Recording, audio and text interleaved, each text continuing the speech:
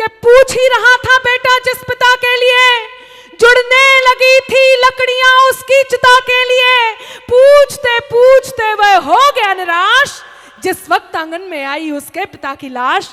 बुंदेली बौछार के प्रथम दिवस मैं शहीद की पूजा करके इस मंच को थोड़ी देर के लिए शहीदों का मंदिर बनाती हूं। आप मेरे साथ होइए, सुनिएगा। चारों तरफ उजाला पर अंधेरी रात थी, चारों तरफ उजाला पर अंधेरी रात थी, जब वो हुआ शहीद उन दिनों की बात थी, जब वो हुआ शहीद उन दिनों की बात थी। आंगन में बैठा बेटा माँ से पूछे बार बार, दीपावली पे क्यों ना आए पापा अब की बार, दीपावली पे क्यों ना आए पापा अब की बार। आंगन में बैठा बेटा माँ से पूछे बार बार, दीपावली पे क्यों ना आए पापा अब की बार, दीपावली पे क्यों ना आए पापा अब की बार। बेटा ये नहीं जानता कि उसके पिता अब लौट कर वापस नहीं आएंगे।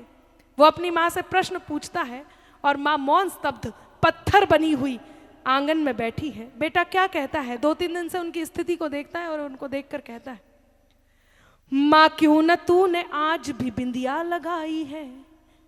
ये बहुत बहुत पुराना गीत है।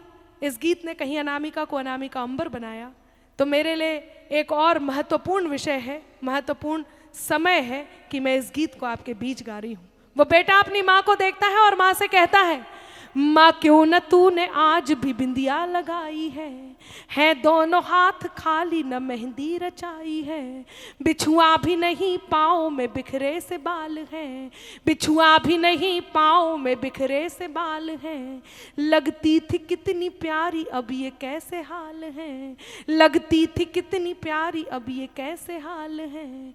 कुमकुम के बिना सोना सा लगता है श्रृंगार, दीपावली पे क्यों ना आए पापा अब की बार, दीपावली पे क्यों ना आए पापा अब की बार। बेटे को कोई उत्तर नहीं मिलता। वो थोड़ी देर के लिए बाहर खेलने जाता है, अपने मित्रों के पिताओं द्वारा लाए हुए उपहारों को देखता है, उन्हें देखकर पुनः अपनी माँ की गोद में वापस आता है, पुनः माँ से वही प्रश्न करता है। वो उदास मन से अपनी माँ से कहता है, किसी के पापा उसको नए कपड़े लाए हैं, किसी के पापा उसको नए कपड़े लाए हैं, मिठाइयाँ और साथ में पटाखे लाए हैं, वो भी तो नए शूज पहन खेलने आया, वो भी तो नए जूते पहन खेलने आया, पापा पापा कह के सबने मुझको चिढ़ाया, पापा पापा कह के सबने मुझको चिढ़ाया।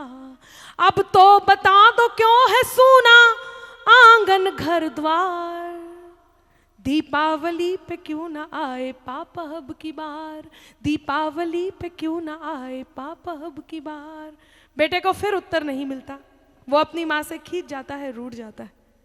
मैं आपके आंसुओं को आमंत्रण देती हूँ।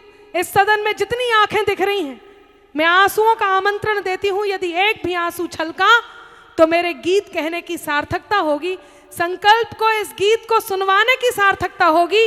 और यकीन मानिए एक सल्यूट उन शहीदों तक पहुंचेगा, उन सैनिकों तक पहुंचेगा जो इस समय सीमा पर तैनात हैं, और उनके परिवारों तक पहुंचेगा जिन परिवारों से ये गूंज आती है कि आसमान तक जाने वाली हम पाखों को नमन करें, आसमान तक जाने वाली हम पाखों को नमन करें, जिनमें साहस के फलपन पे उन शाखों को नमन करें, और जिनसे वादा किया गया था जल्द लौटकर आने को, जिनसे वादा किया गया था जल्द लौटकर आने को, इंतजार में अब तक बैठी उन आंखों को नमन करें।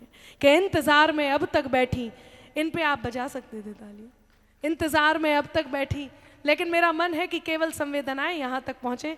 वो बेटा अपनी माँ से खींच जाता है, रूठ जाता है, उनके दोनों हाथ पकड़ता है, उन्हें हिलाता है, उन्हें झकझोरता है, उनका ध्यान अपनी ओर आकर्षित करता है। और वो बेटा अपनी माँ से कहता है, 2 दिन हुए हैं तूने कहानी न सुनाई, 2 दिन हुए हैं तूने कहानी न सुनाई, हर बार की तरह न तूने खीर बनाई, आने दो पाप से मैं सारी बात कहूँगा, आने दो पाप से मैं सारी बात कहूँगा, तुमसे न बोलूँगा न तुम्हारी मैं सुनूँगा।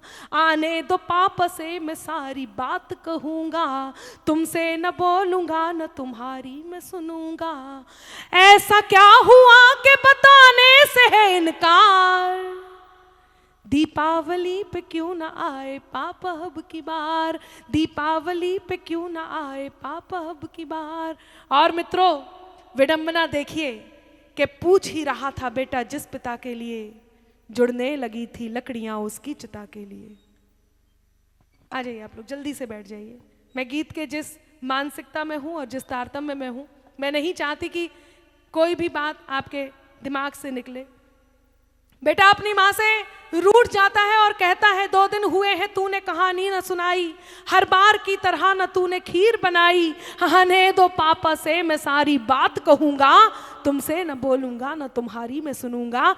तब विडंबना देखिए कि पूछ ही रहा था बेटा जिस पिता के लिए, जुड़ने लगी थी लकड़ियां उसकी चिता के लिए। पूछते पूछते वह हो गया निराश, जिस वक्त आंगन में आई उसके पिता की लाश। बेटा एकटक उस लाश को देखता है, एकटक अपनी माँ को देखता है, पुनः उस लाश को देखता है, पुनः अपनी माँ को देखता है। गीत का अगला और अंतिम बंद आपके बीच रखती हूँ। अब आपको लगे कि हर बेटे को यही उत्तर देना चाहिए, तब आपके हाथ हवा में लहराएं और आपकी करतल ध्वनि आशीर्वाद बनकर उस बेटे तक पहुंचे। अंत में आपकी तालियों को मैं आमंत्रण देती हूं कि वो आए और उस बेटे तक पहुंचे। गीत का अगला और अंतिम बंद रखती हूं कि पूछ ही रहा था बेटा जिस पिता के लिए, जुड़ने लगी थी लकड़ियां उसकी चिता के लिए। पूछते पूछते वह हो गया निराश, जिस वक्त आंगन में आई उसके पिता की लाश। बेटा माँ से कहता है मत हो उदास माँ मुझे जवाब मिल गया, मत हो उदास माँ मुझे जवाब मिल गया। मकसद मिला है जीने का ख्वाब मिल गया, मकसद मिला है जीने का ख्वाब मिल गया। पापा का जो काम रह गया है अधूरा, पापा का जो काम रह गया है अधूरा, लड़ कर के देश के लिए करूँगा मैं पूरा, लड़ कर के देश के लिए करूँगा मैं पूरा, लड़ कर के देश के लिए करूँगा मैं पूरा। आशीर्वाद दो मकाम पूरा हो इस बार।